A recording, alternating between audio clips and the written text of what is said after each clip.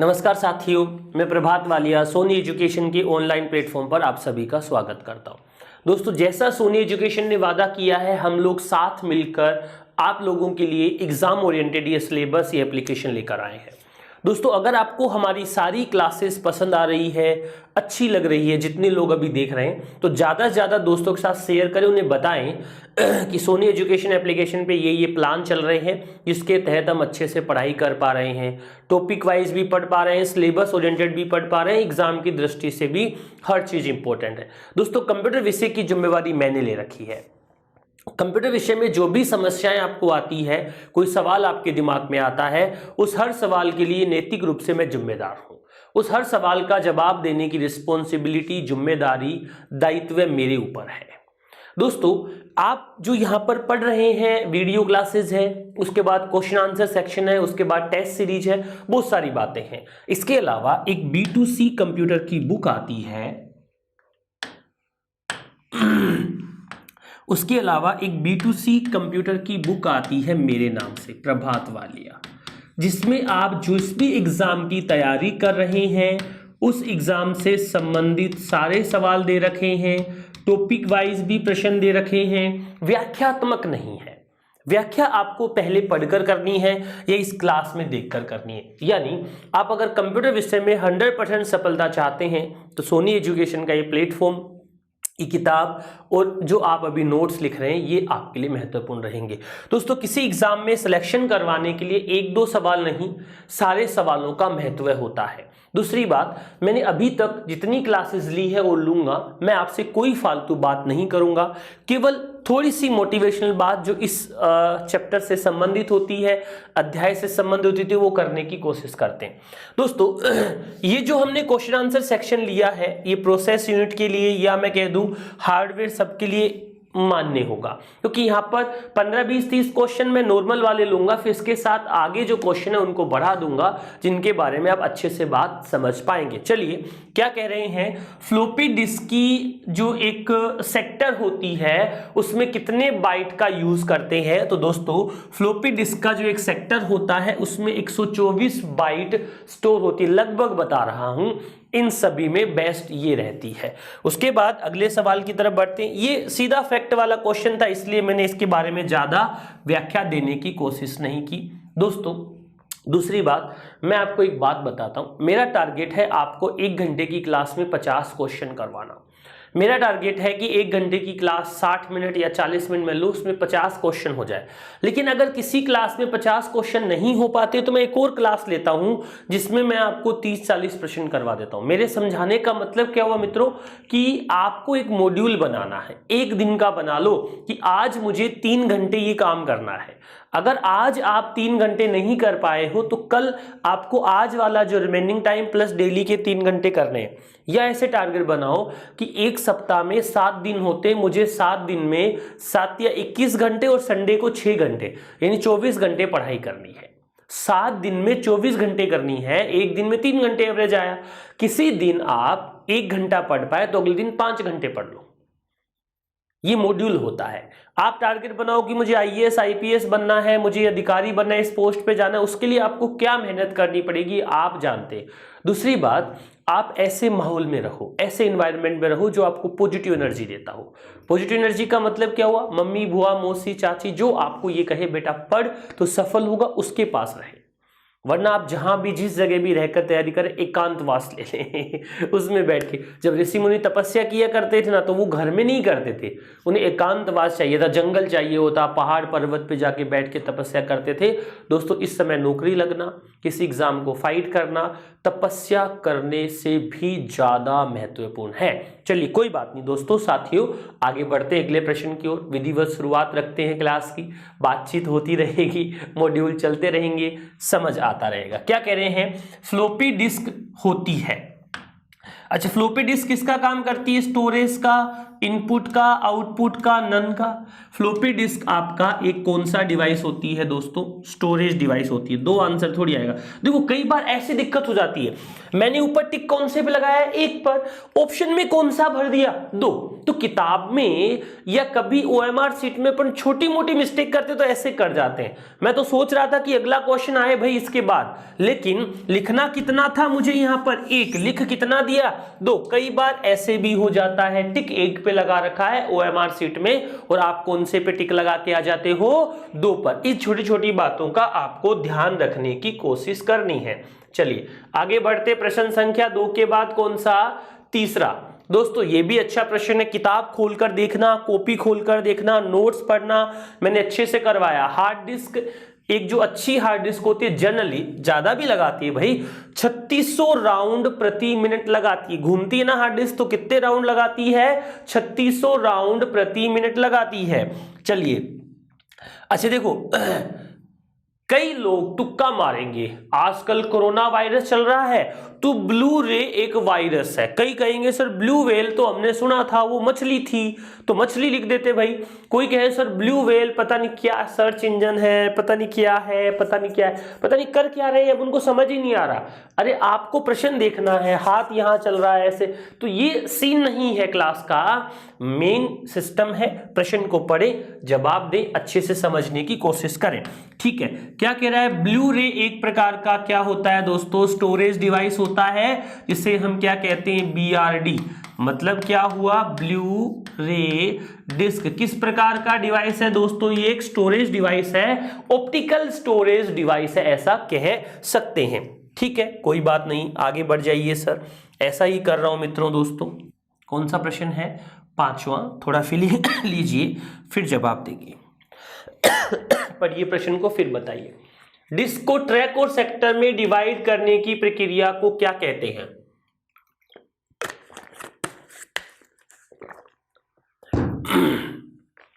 कैसिंग का मतलब होता है आवश्यकता का अनुमान लगाना।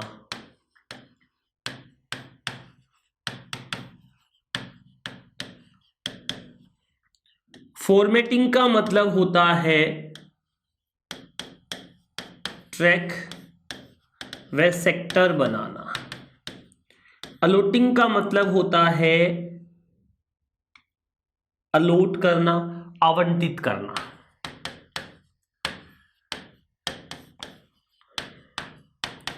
ट्रैकिंग कुछ वर्ड नहीं है जिसका अर्थ मैं इसके साथ जोड़कर आप लोगों के सामने डिस्कस कर पाऊं। दोस्तों आंसर सीधा सीधा दिख गया था आपको, 2 नंबर हो जाएगा। आगे बढ़ते हैं अगले की ओर। क्या कह रहा है? कुछ प्रश्न पढ़ते हैं। रिमूवेबल मैग्नेटिक डिस्क को खालिस्तान कहते हैं तथा डेटा संग्रहण किया जाता है। दोस्तों अगर मुझे कहे कि रिमूवेबल मैग्नेटिक डिस्क को बताओ तो आप रिमूवेबल मैग्नेटिक डिस्क में आप किसका नाम डाल सकते हो? Floppy disk. ठीक है, लेकिन साथ के साथ रिमूवेबल को हम दूसरे नाम से जानते हैं, क्या कहते हैं? पोर्टेबल कहते हैं। दोनों ऑप्शन में है, दोनों ऑप्शन इस प्रश्न में है। अब देखो बोर्ड क्या करता है, अपना राजा बन जाता है, वो कहेगा पोर्टेबल। आप इसका प्रूफ नहीं ले जाके दे सकते कि पोर्टेबल होता है। उसने जो प्रश्न दिया क्या सोचा राम जाने, उसके दिमाग में फ्लॉपी डिस्क आया तो उसने वो दे दिया, किसी के दिमाग में पोर्टेबल आ गया तो पोर्टेबल दे दिया, लेकिन वास्तव में प्रश्न गलत है।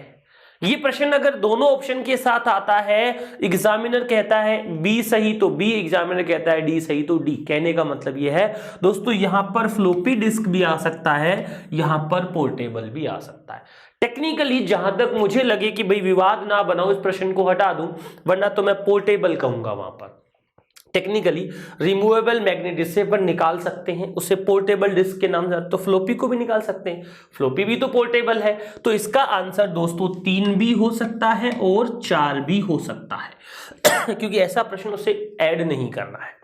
ठीक है, आगे बढ़ रहा हूं, दोनों समझा रहा हूं, कुछ ही में आपको कंफ्यूजन ना रहे, क्योंकि मैं तो यहां पर आपको समझाने के लिए क्लास ले रहा हूं, वो एग्जामिनर आपका एग्जाम लेने के लिए क्वेश्चंस देता है। बैकअप क्या होता है? क्या प्रश्न है? बैकअप क्या होता है? किसी नेटवर्क में अधिक कंपोनेंट जोड़ना ये बैकअप नहीं है। मूल स्रोत यानी ओरिजिनल जगह, ओरिजिनल सोर्स के अलावा भिन्न डेस्टिनेशन पर डेटा कॉपी करके रखना, स्टोर करके रखना, संग्रहित करके रखना मित्रों क्या कहलाता है? बैकअप कहलाता है। ज्यादा सोचने की जरूरत नहीं है, 2 नंबर आंसर आ गया। नए डेटा को पुराने डेटा में फिल्टर करना कोई वर्ड नहीं है। टेप पर डेटा को एक्सेस करना ये भी कोई शब्द नहीं है। आगे बढ़ रहा हूं, बात कर रहा हूं प्रश्न संख्या कौन से की मित्रों? 8 की। देख लो एक बार क्या कह रहा है? कंप्यूटर की घड़ी की स्पीड की गणना। दोस्तों यहां पर कुछ बात कह रहा है। ये इस प्रश्न में भी मैं आप लोगों से बात करना चाहता हूं, थोड़ा सा कंफ्यूजन दूर करना चाहता हूं। कंप्यूटर की घड़ी की स्पीड की गणना की जाती है मेगाहर्ट्ज, गीगाहर्ट्ज, गीगाबाइट, 1 व 2 दोनों। अब दोस्तों गीगाबाइट कोई वर्ड नहीं है, मेगाहर्ट्ज भी हो सकता है, गीगाहर्ट्ज भी हो सकता है, यानी इसका मतलब 1 व 2 दोनों 4 नंबर इसका आंसर आ जाएगा। गीगाबाइट और मेगाबाइट, टेराबाइट, बाइट, बिट ये सभी के सभी मेमोरी यूनिट होते हैं। एक इलेक्ट्रॉनिक क्लॉक यूज में ली जाती है मित्रों, जो आपके कंप्यूटर की गति को मापने का काम करती है। उसके लिए हम कहते हैं मेगाहर्ट्ज या गीगाहर्ट्ज में इसकी गति को क्या किया जाता है दोस्तों? मापा जाता है। ठीक है, आगे बढ़ रहा हूं अगले प्रश्न की ओर। अच्छा प्रश्न आएगा इसके बाद भी। देखो क्या कह रहा है प्रश्न? कंप्यूटर में जो सिस्टम घड़ी है उसकी परिभाषा बताओ। एक सॉफ्टवेयर है? सॉफ्टवेयर नहीं है भैया ये।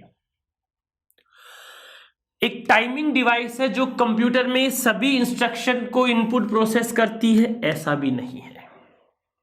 एक टाइमिंग डिवाइस है जो कंप्यूटर के ऑपरेशनों को सिंक्रोनाइज करने के लिए इलेक्ट्रॉनिक प्लस का इस्तेमाल करती है। 3 नंबर इसका आंसर हो जाएगा। कई बार ये सीधा सीधा सवाल आ जाता है। दोस्तों आज के सेक्शन में मैंने एक किताब बताई आपको, B2C कंप्यूटर वाली। उस किताब की खास बात क्या है? उस किताब को आप क्यों पढ़ें? ऐसा क्या है उस किताब में जो आप पढ़ें? तो मित्रों उस किताब में ऐसा ये है कि मैंने आपको वोकैब्युलरी बना के दे रखी है, वर्ड्स बना के दे रखे हैं, जिन्हें आप पढ़ेंगे सब्जेक्ट क्लियर होगा। और अपन चाहते क्या है? कंसेप्ट क्लियर करना, सब्जेक्ट क्लियर करना, जभी तो हम आगे बढ़ पाएंगे। यही बात आपको मैं यहां समझाने की कोशिश कर रहा हूं। ठीक है, आगे बढ़ जाते हैं अगले प्रश्न की ओर। प्रश्न संख्या कौन सा आ गया हमारा दोस्तों? देख लो 10 नंबर।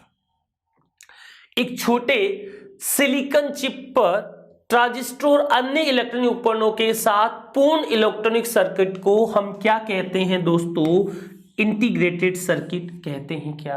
एक बार देखो, क्या उसे हम मैग्नेटिक डिस्क कहते हैं क्या? नहीं। क्या उसे वर्क स्टेशन कहते हैं क्या? नहीं। आंसर या तो CPU होगा या क्या होगा? IC होगा। पढ़िए, एक छोटे सिलिकॉन चिप पर ट्रांजिस्टर और अन्य इलेक्ट्रॉनिक उपकरणों के साथ पूर्ण इलेक्ट्रॉनिक सर्किट को कहते हैं क्या कहेंगे? ट्रांजिस्टरों के साथ और इन इलेक्ट्रॉनिकों के साथ एक सर्किट बन जाता है, इंटीग्रेटेड चिप IC बन जाती है। ठीक है मेरी बात? अगर यहां पर होता कि बोर्ड जो होता है उस बोर्ड को क्या कहेंगे, तो उसके साथ बोर्ड होता तो क्या कर देते मित्रों? मदरबोर्ड कर देते। ठीक है मेरी बात? अगर होता उस बॉक्स को क्या कहते हैं जिसमें लगे होते हैं, तो हम क्या कह देते? CPU। बहुत सारे हजारों लाखों ट्रांजिस्टर मिलाकर एक IC बनाते हैं, यानी एक IC हजारों ट्रांजिस्टर का काम कर सकती है। अगर कोई पूछे कि IC, ट्रांजिस्टर या वैक्यूम ट्यूब, तो वैक्यूम ट्यूब पहली जनरेशन में काम आया, दूसरी जनरेशन में किसका उपयोग किया गया? ट्रांजिस्टर। तीसरी जनरेशन में किसका उपयोग किया गया? IC यानी इंटीग्रेटेड सर्किट का। ठीक है मेरी बात? ठीक है, आगे बढ़ जाता हूं। एक्सेस टाइम क्या होता है? दोस्तों जनरल सी बात करता हूं कि मैंने कहीं प्रवेश किया, कुछ इनपुट की, जब तक उसका परिणाम प्राप्त नहीं हो उस टाइप के उसके जो बीच में जो समय लगता है उस समय को हम कौन सा टाइम कहते हैं? Access time. निर्देश देने के बाद से लेकर निर्देश के पूरा होने तक के बीच का जो समय होता है उस टाइम को हम किस नाम से जानते हैं मित्रों? एक्सेस टाइम के नाम से जानते हैं। सीधा सीधा कितना नंबर इसका आंसर हो जाएगा? 4 नंबर। चलिए अगले प्रश्न संख्या 12 की ओर चलते हैं। क्या जिक्र कर रहा हूं? वर्चुअल मेमोरी क्या होती है? मुझे कुछ पैसे उधार चाहिए भैया आप लोगों से, ये मेरे नंबर है, आप इस पे गूगल पे कर दीजिए, फोन पे कर दीजिए। मेरी बात को सुनना। अब आप ये कहेंगे सर हम आपसे तो पहली बार सोनी एजुकेशन पर ही मिल रहे हैं, अपन ने कभी मुलाकात ही नहीं की, तो मैं आपको पैसे ट्रांसफर क्यों करूं? चलिए मैं कहता हूं कि 10 रुपए मुझे डोनेट कर दो, मुझे चाहिए। तो 10-20 रुपए कोई बड़ी रकम नहीं, आप डोनेट कर देंगे, और मैं कहूं उधार दे दो तो मुझे आपको वापस देने पड़ेंगे। दोस्तों वर्चुअल का मतलब होता है उधार मेमोरी। वर्चुअल का मतलब क्या होता है? उधार मेमोरी। हमने डिस्कस किया था कि वर्चुअल वास्तव में क्या होता है, क्या बताया था? एक अपने पास रैम होता है, एक अपने पास कौन सी मेमोरी होती है? सेकेंडरी होती है। अब आपको ये भी पता है कि रैम और सेकेंडरी मेमोरी में किसकी साइज ज्यादा होती है? आप कहोगे सर सेकेंडरी की। एक और बात की थी कि कोई भी प्रोग्राम जो हमें रन करना होता है, मान लो 50 KB का प्रोग्राम है, तो जब भी किसी प्रोग्राम को हम लोग रन करना चाहते हैं तो वह प्रोग्राम कौन सी मेमोरी में लोड होता है? रैम में। मान लो ये प्रोग्राम 50 KB का है और रैम में जो खाली जगह बची है वो कितने KB की है? 40। क्या ये प्रोग्राम इस रैम में चलेगा क्या? नहीं। अब इसे क्या चाहिए? सेकेंडरी मेमोरी का 10 GB का, जितने भी KB का स्पेस होता है वो चाहिए। तो इसे हम किस नाम से जानते हैं दोस्तों? वर्चुअल मेमोरी के नाम से जानते हैं। हार्ड डिस्क की मेमोरी CPU एक्सटेंडेड रैम की तरह प्रयोग करता है, बिल्कुल सही होती है। रैम में होती है तभी आवश्यकता होती है, आपके कंप्यूटर में कोई रैम नहीं हो, ये भी नहीं है, ये भी नहीं है। क्या होती है वर्चुअल मेमोरी? आंसर तो मैंने बताया, हार्ड डिस्क की मेमोरी होती है जिसे किसकी तरह काम में लेते हैं? रैम की तरह काम में लेते हैं। तो क्या कहूं, जब प्रोग्राम का साइज क्या हो जाए? ज्यादा, रैम में स्पेस क्या हो जाए? कम, तो कौन सी मेमोरी का? सेकेंडरी मेमोरी का कुछ हिस्सा रैम की तरह काम करता है, उससे हम किस नाम से जानते हैं मित्रों? वर्चुअल मेमोरी के नाम से जानते हैं। दूसरी बात, वर्चुअल मेमोरी यानी वर्चुअल जो स्पेस होता है उसकी साइज कितनी रहती है?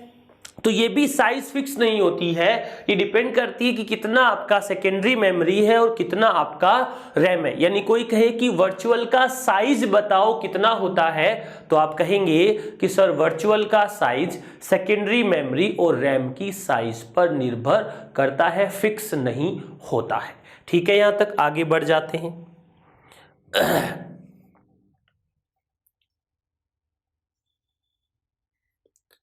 क्या कह रहा है? आजकल किस साइज की फ्लॉपी डिस्क का ज्यादातर हम लोग क्या करते हैं? उपयोग करते हैं। ठीक है मेरी बात? देखो क्या लिख रखा है यहां पर, जनरल सी बात आपसे करने की कोशिश कर रहा है। किसकी बात कर रहा है? जनरल सी बात आपसे समझाने वाली, पूछने वाली करने की कोशिश कर रहा है। क्या कह रहा है? आजकल कौन कौन सी फ्लॉपी का यूज करते हैं? 5.25, 3.5। ये आजकल वाला शब्द तो हटा दो, चाहे आजकल तो हम फ्लॉपी का उपयोग ही नहीं करते हैं, बात तो ये ठीक है। लेकिन फेमस जो फ्लॉपी थी उनके बारे में मैंने आप लोगों से थोड़ा सा डिस्कशन करने की कोशिश की। चलिए कोई बात नहीं दोस्तों, थोड़ा हम आगे बढ़ते हैं और थोड़ी बातचीत करने की कोशिश करते हैं। ठीक है, क्या आंसर आएगा इसका भाई? 5.25 और 3.5 ठीक है। 13 के बाद अगला प्रश्न। ये जो सेक्शन ले रहा हूं मैं अच्छा है, क्वेश्चन आंसर का सेक्शन है, बहुत सारी बातचीत हम लोगों को करनी है, वो इसके साथ जोड़कर हम समझने की कोशिश कर रहे हैं। क्या कह रहा है? कंप्यूटर में USB पोर्ट में नहीं जोड़ा जा सकता। अब देखो USB पोर्ट कौन सा होता है? आजकल हम माउस लगाते हैं, प्रिंटर लगाते हैं, पेन ड्राइव लगाते हैं, सभी को जोड़ सकते हैं। प्रश्न में क्या दिया है कि नहीं जोड़ा जा सकता है मित्रों। तो अब नहीं नहीं पढ़ के कई लोग तो कहेंगे पेन ड्राइव जुड़ता है भाई, 3 नंबर। अरे भाई आंसर कितना होगा? 4 नंबर, इनमें से कोई नहीं। ठीक है, अगले प्रश्न पे चलते हैं। क्या कह रहा है ये? यूपीएस का कार्य क्या है? यूपीएस जानते हो क्या? हाँ, क्या होता है? अनइंटरप्ट पावर सप्लाई, जो सतत लगातार हमें पावर सप्लाई देता है। एक प्रकार का इन्वर्टर होता है, या हम कहें क्या होता है मित्रों, एक प्रकार का इन्वर्टर होता है, या हम कहें एक प्रकार का कौन सा उपकरण होता है? बैटरी का उपकरण होता है, ठीक है, जो हमें कंप्यूटर में बिजली चले जाने के बाद भी बिजली सप्लाई या पावर सप्लाई देने का काम करता है। ठीक है, प्रश्न सेक्शन सब अच्छे से चल रहे हैं। देखो, प्रश्न को पता नहीं किस प्रकार से पूछा है, केवल भाषा बनाने की कोशिश कर रहा था, कितनी बन पाई आप समझिएगा। क्या कह रहा है? एक्सेस सीरीज जिनकी सहायता से सिस्टम यूनिट से जुड़ती है, उस जगह को हम किस नाम से जानते हैं? पोर्ट के नाम से जानते हैं। दोस्तों, आपको एक चीज बताता हूं, जो मदरबोर्ड होता है उसके ऊपर लगे होते हैं, बने होते हैं स्लॉट्स। स्लॉट के अंदर एक हार्डवेयर लगाया जाता है, उस हार्डवेयर को हम कहते हैं कार्ड। कार्ड के ऊपर कुछ बने होते हैं, उस जगह को बोलते हैं पोर्ट। तो अगर मैं इनकी परिभाषा लिखूं तो क्या कहूं? वह स्थान जहां से पेरिफेरल उपकरण जुड़ते हैं। ऐसा स्थान जहां से पेरिफेरल उपकरण जुड़ते हैं उसे हम क्या कहते हैं? पोर्ट कहते हैं। और ऐसा हार्डवेयर जो क्षमता बढ़ाता है, क्या बढ़ाता है? क्षमता को बढ़ाता है, उसे अपन किस नाम से जानते हैं? कार्ड के नाम से जानते हैं। अब कार्ड होता है, वो लगता है मदरबोर्ड में बना स्थान, जहां क्या लगाए जाते हैं? अन्य हार्डवेयर इंटरनल उपकरण लगाए जाते हैं, उन्हें हम स्लॉट का नाम देते हैं। तो मदरबोर्ड में जो स्लॉट्स बने होते हैं उनके अंदर कार्ड लगते हैं, कार्ड के अंदर पोर्ट बने होते हैं जिससे एडिशनल एक्सेसरीज या उपकरण जोड़े जाते हैं। 1 नंबर इसका सीधा सीधा जवाब आ जाएगा। ठीक है, आगे बढ़ रहा हूं, बात कर रहा हूं। चलिए अगला सवाल, प्रश्न संख्या 17। कितने हैं सेक्शन में? लगभग 30 प्रश्न होने चाहिए जिनसे हम बात करने की कोशिश करेंगे। देखो, सीधे सीधे सवाल तो सीखे थे अपन ने, कुछ टेक्निकल, कुछ समझने वाले क्वेश्चंस यहां पर दे रखे हैं। कुछ प्रश्न, 1 बिट वर्ड कंप्यूटर में एक समय में कितने बाइट प्रोसेस कर सकता है? 32 बिट का है तो कितने बाइट करेगा? 32/8 यानी 4 बाइट करेगा। जबकि 64 बिट वर्ड कंप्यूटर 1 बिट में खालिस्तान बाइट कर सकता है, तो 64/8 यानी 8 बाइट। दिख रहा है क्या? तो पहला कितना करेगा? 4, और दूसरा कितना करेगा? 8। कितना आ जाएगा? 2। दोस्तों, बिट बाइट वाला कंसेप्ट सिखाया था मैंने, कितने बिट में कितने बाइट होते हैं, लेकिन यहां पर ये क्या कह रहा है, किस प्रकार से प्रश्न आपसे कर रहा है? सीधे सीधे नहीं करके कुछ बातें घुमा फिरा कर आप लोगों से पूछ रहा है। घुमा फिरा के पूछो, सीधी पूछो, अपने को कोई खास फर्क पड़ने वाला नहीं है। हम अब सीख गए हैं, सीधा सीधा जवाब देना हमें आता है, हम सीधा जवाब जब मर्जी चाहे दे सकते हैं, कोई दिक्कत वाली बात हमें नहीं है। दोस्तों, कई एग्जाम में ये बिट बाइट वाला कंसेप्ट उठाकर अगला क्या डाल देता है? निब्बल डाल देता है। क्या डाल देता है? निब्बल। मित्रों, अगर यहां पर 32 बिट में निब्बल पूछ लेता बाइट की जगह पर, तो हम 32 बट्टे कितना जवाब देते? 32/4 8 आता, और 64/4 कितना आता? 16 आ जाता। ठीक है मेरी बात? अगर निब्बल पूछ लेता तो, क्योंकि हमने पढ़ा है कि 1 बिट कंप्यूटर का सबसे छोटा मेमोरी यूनिट होता है, और 1 बिट की जगह अगर 4 बिट मिल जाती है तो वो एक निब्बल वाला स्टैंडर्ड बनाती है। और अगर मैं कहूं 4 की जगह पर 8 बिट मिल जाती है, बाइट नहीं सॉरी, तो वो कितना निब्बल बनाती है? 2 निब्बल या 1 बाइट बना देती है। दोस्तों चलिए, मैं सी प्रोग्रामिंग पढ़ाता हूं, मैं जावा भी थोड़ा बहुत जानता हूं, तो मैं आपसे छोटी सी बात पूछ रहा हूं, हम लोगों को पहले दिन की क्लास में सी प्रोग्राम में यह सिखाया गया कि 2 नंबर को जोड़ने का प्रोग्राम बनाइए। आप भी कभी स्कूल में गए होंगे तो आपको सबसे पहले 2 + 2 जोड़ना सिखाया होगा। तो मेरे मन में एक प्रश्न आया कि सर ये 2 + 2 कर रहे हैं, 4 कर रहे हैं, ये जोड़ना कहां पर काम आता है? लेकिन मुझे एक सर ने समझाया, बेटा कभी किसी एग्जाम में ये सवाल नहीं आता है कि 2 और 2 जोड़कर बताओ। एग्जाम में सवाल क्या आता है, सुनना मेरी बात को। आपकी अर्धवार्षिक परीक्षा में इतने नंबर आए, वार्षिक परीक्षा में इतने नंबर आए, कुल कितने नंबर आए।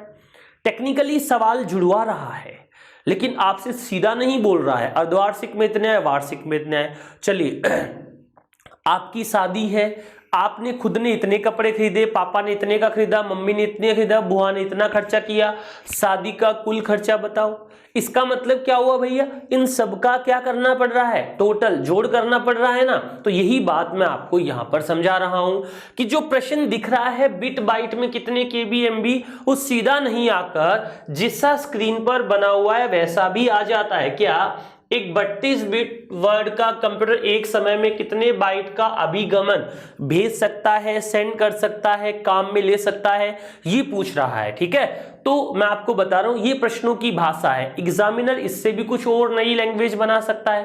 क्वेश्चंस में दूंगा आपको और बहुत सारे अच्छे अच्छे क्वेश्चंस मिलेंगे जिनमें हम समझने और समझाने की कोशिश करेंगे मित्रों। ठीक है, आगे बढ़ जाता हूं अगले प्रश्न की ओर। 17 के बाद 18 विभाग कहां रहा है बंधु। हार्ड डिस्क में जो फाइलें होती है उसे कंप्रेस करने से क्या होगा। भाई साहब आपके पास 50 किलो का वजन है, उसको इकट्ठा करके मैंने बैग में डाल दिया तो वजन तो 50 किलो ही रहेगा, तो गति थोड़ी बढ़ जाएगी। लेकिन अगर मैं उसमें कंप्रेस कर देता हूं, एक जैसी फाइलों को डाल देता हूं, दबा देता हूं, तो उसमें और वजन डल सकता है।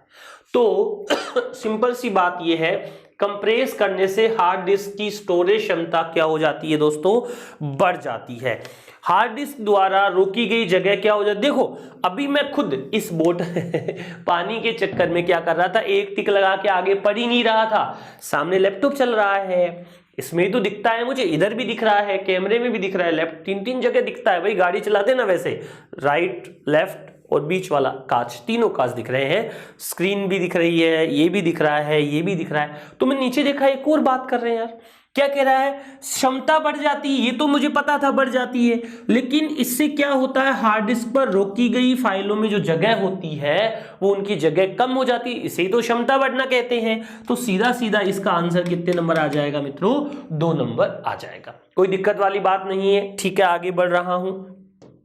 चलिए अगले प्रश्न की तरफ चलते हैं। प्रश्न संख्या कौन सा आ गया हमारा दोस्तों, मिलान करना है। कर दीजिए मिलान, ऑप्शन तो लाऊं भैया,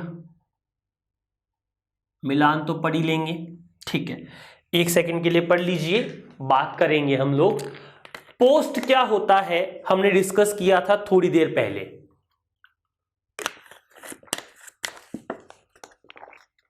पावर ऑन सेल्फ टेस्ट,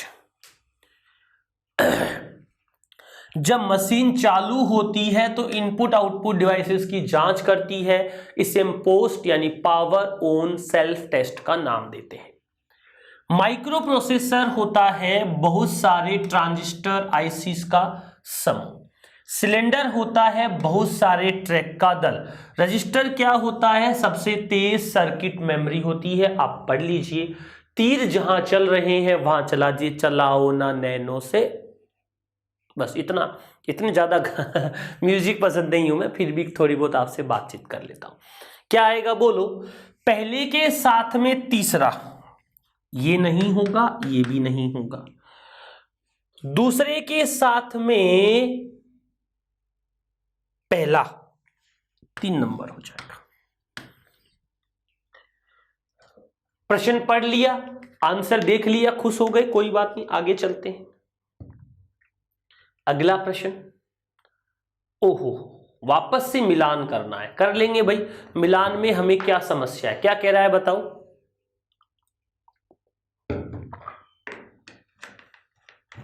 मिलान कर दीजिए। पिट है,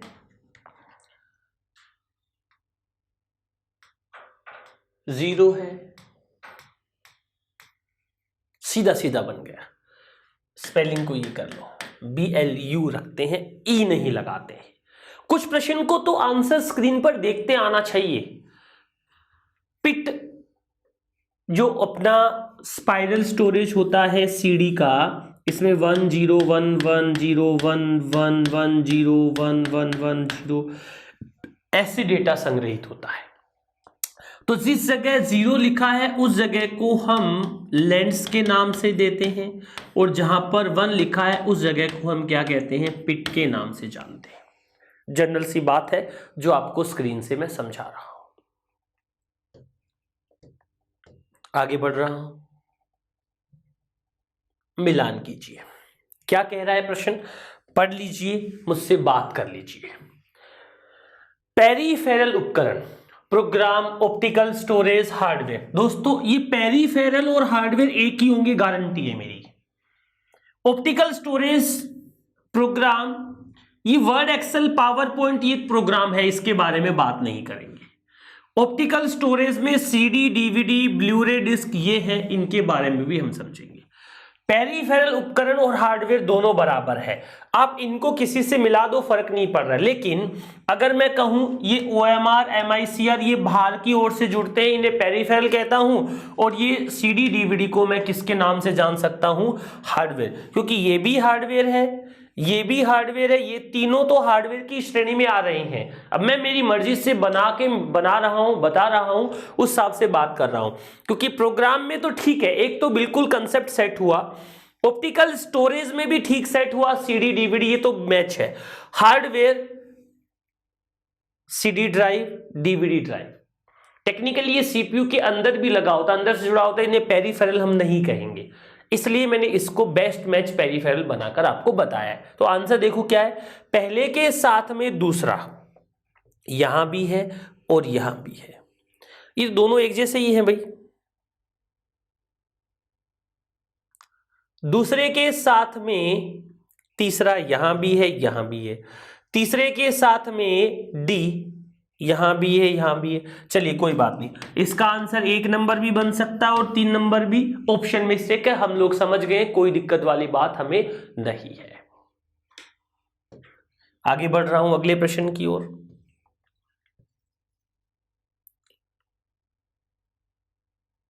देखो मैं एक बात बताता हूं, कई बार मेरा कुछ नहीं होगा, मेरा कुछ नहीं होगा, बंदा नेगेटिव हो जाता है। एग्जामिनर सही कथन की जगह पर ऐसे लिखता है, असत्य कथन बताइए, यानी सही तो हमारे दिमाग में आता ही है, वो हमें सही नहीं पूछ रहा है मित्रों दोस्तों, वो कह रहा है गलत बताइए, जो इन कथनों में सही नहीं है वो कथन बोलिए आप तो। लेकिन अभी फिलहाल तो हमें किसके बारे में बात करनी है, सत्य की, फिर अगली बार हम डिस्कस करेंगे। प्रश्न में और आपको बताता हूं अभी जिस प्रकार के प्रश्न पेपर में बनते हैं। माउस एक पॉइंटिंग डिवाइस नहीं है, ये असत्य है भैया। ट्रैक बॉल पॉइंटिंग डिवाइस है, ये सत्य है। लाइट पेन पॉइंटिंग डिवाइस है, ये भी सत्य है। रैम सबसे तेज मेमोरी है, सत्य। 2 कथन सही है, पहला माउस पॉइंटिंग डिवाइस नहीं है, गलत है। रैम सबसे तेज मेमोरी है, ये भी गलत है। तो बताओ रैम सबसे तेज नहीं है तो सबसे तेज कौन सी है भैया, रजिस्टर। रजिस्टर की से धीमी कौन सी है, कैच।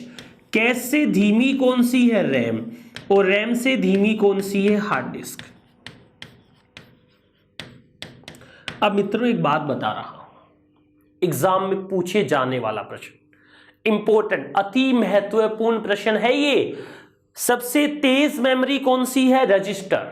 सबसे धीमी कौन सी है, हार्ड डिस्क। सबसे बड़ी बताओ, हार्ड डिस्क। सबसे छोटी बताओ, रजिस्टर। जैसे जैसे मेमोरी का साइज बढ़ता जाता है वैसे वैसे उसकी स्पीड क्या होती जाती है, कम होती जाती है। साइज और स्पीड एक दूसरे के कॉम्प्लीमेंट, पूरक यानी उल्टी होती है।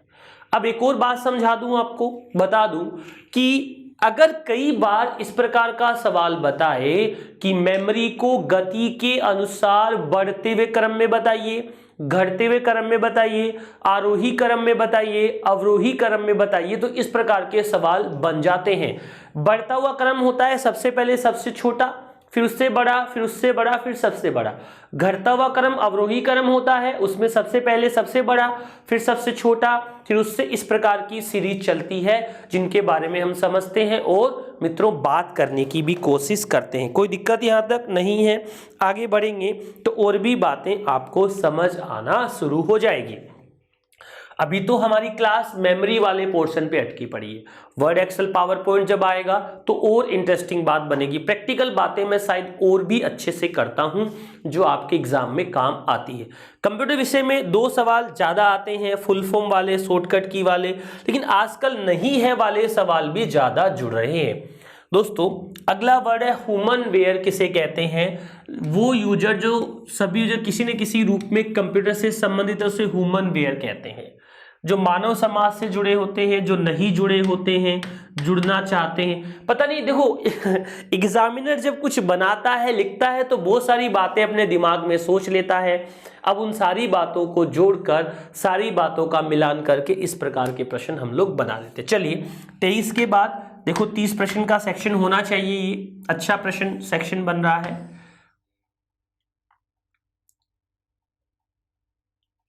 क्या कह रहा है? अब एक बात बताओ प्रश्न को मैंने पढ़ा नहीं है, मैंने थोड़ा सा समझने की कोशिश की। जब मैंने बनाया तो क्या सोचा, एक होती है कोयल, कोयल सी तेरी बोली, दूसरा होता है कौवा, कौवे से तेरी बोली। कभी सुना है क्या? नहीं सुना। कोयल सी तेरी बोली, कोयल का मतलब होता है ऐसी जिसकी आवाज मधुर होती है, मीठी होती है, और जिसकी आवाज, अब मुझे नहीं पता कोयल काली होती है कि गोरी होती है, वाइट होती है क्या, ठीक है। तो अब कौवे की बोली कैसी होती है गुरुजी बताना। कौवे की बोली कड़वी होती है। अच्छा, कोयल की बोली मीठी। चाखे देखी क्या?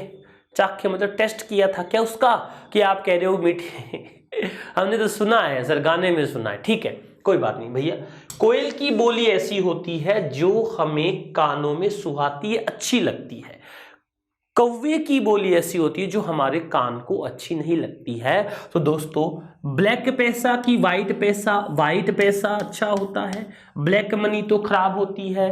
तो दोस्तों जो आवाज अच्छी लगती है, कंप्यूटर के उपकरणों से निकलती है, उस ध्वनि को हम व्हाइट नॉइस कहते हैं।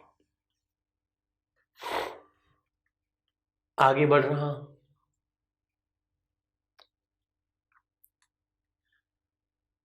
डेस्कटॉप की छपाई के लिए आमतौर पर किस प्रिंटर का उपयोग किया जाता है? डेस्कटॉप छपाई के लिए, प्रिंटिंग के लिए भैया आमतौर पर अब किस प्रिंटर का उपयोग किया जाता है? दोस्तों डेजी व्हील का अब नहीं करते, डॉट मैट्रिक्स का भी कम करते हैं, इंकजेट का भी कम करते हैं। आजकल सबसे ज्यादा जिस प्रिंटर का इस्तेमाल किया जा रहा है, उपयोग किया जा रहा है, उस प्रिंटर को हम लेजर प्रिंटर का नाम देते हैं। लेजर प्रिंटर में टोनर का इस्तेमाल किया जाता है। टोनर में आपकी पाउडर इंक होती है, और इंकजेट प्रिंटर में आपका इंक कार्ट्रिज का उपयोग किया जाता है। किसका उपयोग किया जाता है मित्रों? इंक कार्ट्रिज का उपयोग किया जाता है। इसमें किस प्रकार की इंक इस्तेमाल में ली जाती है दोस्तों? गीली इंक का इस्तेमाल किया जाता है। यहां तक सारी बातें समझ आ रही है? Yes sir. आगे बढ़ सकता हूं? जी सर। देखो थोड़ा और देखते हैं। 25 प्रश्नों का सेक्शन था, 1-2 प्रश्न अभी और चेक कर लेते हैं पीछे वाले सेक्शन के साथ में जोड़कर। कुछ बातें उसके आगे जोड़ रहा हूं। सेक्शन में 25 ही सवाल थे, थोड़ा सेक्शन बड़ा हो जाए इसलिए हम बात कर रहे हैं। देखो कंप्यूटर क्या है? आंकड़ों को भंडारित करने वाली सक्षम। अब आपको तो लग रहा है कि सर सीधा ये आंसर ही दे दो। अरे भाई नीचे कुछ और बात करना चाह रहा है अगला अपने साथ, तो वो भी तो करें, ठीक है। आंकड़ों को विश्लेषण करने में सक्षम होता है, गोपनीय बनाए रखने में सक्षम होता है, कभी कभी वायरस से संक्रमित। कभी कभी भाई जब आप कोई पेन ड्राइव लगा दिया, इंटरनेट का इस्तेमाल किया तो वायरस आ गए, तो उसका इस पर प्रभाव पड़ जाता है, वायरस से भी ये संक्रमित यानी नुकसान हो जाता है। क्या कह रहा है? सभी की सभी बातें जो मैं बता रहा हूं इसके बारे में वो क्या है मित्रों साथियों? सही है, कोई दिक्कत वाली बात इसमें नहीं है, ठीक है। आगे बढ़ते हैं, अगले प्रश्न के बारे में बात करते हैं। 17 के बाद कौन सा नंबर है? अभी इसी सेक्शन में हमने बात की थी क्या, एक्सपेंशन कार्ड इंसर्ट करने के लिए हम किसका इस्तेमाल किए जाते हैं? स्लॉट का। इसके बाद इसके अंदर एक और वर्ड होता है पोर्ट, उसके अंदर क्या इंसर्ट किए जाते हैं, पेरिफेरल डिवाइस। अच्छा ये कह रहा है कंप्यूटर के पीछे, भाई पेन ड्राइव तो आगे भी लगा सकते हैं पीछे भी लगा सकते हैं, ऐसी बातें सोचने वाली नहीं है। ठीक है चलो कोई बात नहीं। हम क्या कह रहे हैं, एक्सपेंशन कार्ड अगर हम लगाना चाहते हैं, एडिशनल कार्ड कंप्यूटर से ऐड करना चाहते हैं तो हम कहाँ में करेंगे भैया, स्लॉट में करेंगे। कई बार पूछ लेते हैं मदरबोर्ड का ऐसा कनेक्शन पॉइंट जहां से और हार्डवेयर जोड़े जाते हैं, उस कनेक्शन पॉइंट को हम किस नाम से जानते हैं, तो आप सीधा सीधा कहेंगे उस कनेक्शन पॉइंट को हम स्लॉट के नाम से जानते हैं।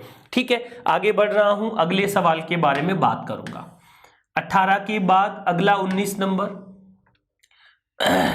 क्या कह रहा है, देखो आज जो मैं बता रहा हूं ये सीधा प्रश्न ही अनिवार्य नहीं है, लेकिन ये मैं लिख कर दे रहा हूं कि जो हम पढ़ रहे हैं रिकॉर्ड करके दे रहा हूं, जो हम पढ़ रहे हैं उससे बाहर आपके एग्जाम में कुछ भी नहीं आएगा।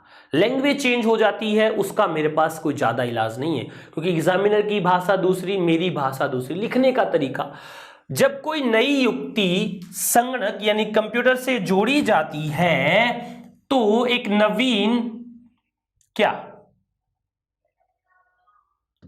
नवीन डिवाइस ड्राइवर अवशेष संगणक में स्थापित होना चाहिए। संगणक क्या होता है भैया, कंप्यूटर होता है। तो जब हम कोई हार्डवेयर कंप्यूटर से जोड़ते हैं तो एक सॉफ्टवेयर उसके साथ में इंक्लूड होता है, दैट इज डिवाइस ड्राइवर। ठीक है आगे बढ़ रहा हूं। रैम वोलेटाइल मेमोरी है क्योंकि इसे रीड और राइट दोनों के लिए यूज में लिया जा सकता है। इसमें किसी भी लोकेशन से सीधा एक्सेस किया जा सकता है। इसमें डेटा रिटेन करने के लिए सतत पावर सप्लाई की आवश्यकता होती है, यानी अगर आपने पावर बंद कर दिया तो रैम में लिखी हुई सूचनाएं ध्वस्त हो जाएगी, मिट जाएगी, नहीं रहेगी दोस्तों। ठीक है आगे बढ़ रहा हूं, अगले सवाल के बारे में बात कर रहा हूं। प्रोसेसर की स्मृति से संबंधित होती है दोस्तों। तृतीय मेमोरी नहीं होगी, कुछ होती नहीं है, विदेशी मेमोरी होती नहीं है। अब एक सेकेंडरी मेमोरी, एक primary memory. Primary memory RAM होती है, रैम को ही हम किस नाम से जानते हैं, मेन मेमोरी के नाम से जानते हैं। इस सेकेंडरी मेमोरी को तो हम ऑक्सिलरी मेमोरी के नाम से जानते हैं, सहायक मेमोरी के नाम से जानते हैं, यानी जो सीपीयू की कंप्यूटर की मुख्य मेमोरी की जिसे हम संज्ञा देते हैं दोस्तों, उसे हम कहते हैं रैम या मेन मेमोरी, या हम उसे किस नाम से जान सकते हैं, प्राइमरी मेमोरी के नाम से जान सकते हैं। सेक्शन अच्छा लगा, समझ आ रही है बात? ठीक है आगे बढ़ रहे हैं, कुछ और बातें करके इसे सेक्शन को फिनिश करते हैं।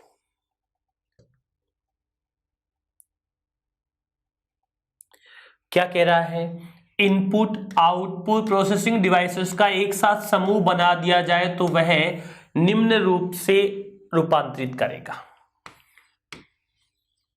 कुछ प्रश्न थे, सीधा आंसर मेरे सामने नजर आ गया। कैसे भी, कंप्यूटर सिस्टम की परिभाषा क्या होती है, व्हाट इज कंप्यूटर सिस्टम, तो हम कहेंगे कि इनपुट डिवाइस हो, आउटपुट डिवाइस हो, प्रोसेस हो। आप चाहते तो उसके साथ में कुछ और वर्ड जोड़ दिया जाता, यूजर। अब एक और बात बताओ कि कंप्यूटर में सबसे कम समझदार व्यक्ति कौन होता है, सॉफ्टवेयर बनाने वाला, हार्डवेयर ठीक करने वाला, कंप्यूटर बेचने वाला, या कंप्यूटर का उपयोग करने वाला। दोस्तों जिसको कंप्यूटर का उपयोग करना यूजर होता है, उपयोगकर्ता होता है, वो कंप्यूटर में सबसे कम समझदार व्यक्ति होता है। एक वर्ड और लिख रहा हूं मैं, NERD, नेड, अंग्रेजी का वर्ड है। इसका अर्थ आप समझिए, मूर्ख कहते हैं मेरे हिसाब से। तो आजकल जिसे कंप्यूटर नहीं आता उसे मूर्ख व्यक्ति कहा जाता है, ये माना जाता है। पहले कहा जाता था कि जिसको पढ़ना लिखना नहीं आता वो अज्ञानी है, लेकिन आज के समय पर जिसे कंप्यूटर चलाना नहीं आता, मशीन का उपयोग करना नहीं आता, उसे अज्ञानी या मूर्ख की संज्ञा देते हैं। मैं ये सब समझ रहा हूं। कंप्यूटर के अन्य भागों को निर्देश का पालन करने के बारे में कौन बताता है, तो दोस्तों जो आपका कंट्रोल यूनिट होता है वो कंप्यूटर को ऐसे सारे काम करने के निर्देश देता है, या मैं कहूं आदेश देता है। ये कहता है कि ये काम आप लोगों को करने हैं। ठीक है आगे बढ़ रहा हूं, अगला प्रश्न। ये 25 का सेक्शन खत्म होगा, वैसे ही आपका पूरा का पूरा काम यहां पर खत्म हो जाएगा। क्या कह रहा है, एसडी रैम का पूरा नाम बताओ। मैंने क्या कहा था कि कंप्यूटर में शॉर्टकट की आपको याद करनी है, फुल फॉर्म्स आपको याद रखनी है, आपका काम हो जाएगा।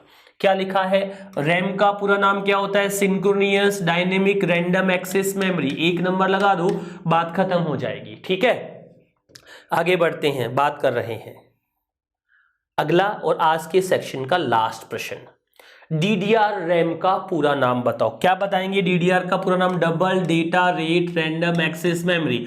1 नंबर। दोस्तों अभी हमने क्वेश्चन आंसर सेक्शन डिस्कस किया, उम्मीद कर रहा हूं कि आज की जो सेक्शन में मैंने बात की है ये आपके टॉपिक वाइज जो हमने बना रखे हैं उनको समझने में आपको फायदेमंद रहेगा।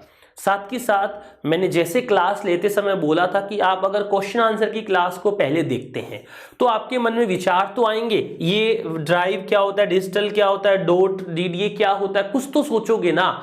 इसलिए मैं हमेशा कहता हूं कि प्रश्न पढ़ने के बाद आप थ्योरी पर जाएं। एक मेरे कंसेप्ट में है, मेरी बात, मैं अभी कुछ नौकरी तो लगा नहीं हूं, मैं कह दूं मैं आईपीएस हूं भैया मेरा सक्सेस मानो, तो ऐसा कुछ नहीं है। लेकिन आपको बता रहा हूं मॉड्यूल बिना आप नहीं पढ़ सकते हैं। आप एक दिन पढ़ लो 10 घंटे, अगले दिन पढ़ो नहीं, ऐसा नहीं होना चाहिए। आपको रेगुलर पढ़ाई करनी है और टॉपिक वाइज पढ़ना है या चैप्टर वाइज पढ़ना है। देखो मेरी आदत है, मैं कंप्यूटर विषय या मैं कंप्यूटर में एक काम 3 घंटे नहीं कर सकता, तो मैं 2-3 काम एक साथ रख लेता हूं टेबल पे। एक काम खत्म हुआ, 10-5 मिनट का रेस्ट किया, दूसरा काम ले लिया। ऐसे करके मैं 2 सब्जेक्ट या 3 सब्जेक्ट एक साथ रखता हूं, उनको पढ़ता हूं। आपकी हैबिट में भी ऐसा हो कि कंप्यूटर आप 3 घंटे नहीं पढ़ सकते तो हिंदी, कंप्यूटर साइंस, जो भी आप सब्जेक्ट ले सकते हो साथ लेकर पढ़ने की कोशिश कीजिए। उम्मीद कर रहा हूं दोस्तों आज की क्लास आपको बहुत अच्छे से समझ आई है। आज के इस सेक्शन में, इस क्वेश्चन आंसर क्लास में दोस्तों हम इतनी ही बात करेंगे।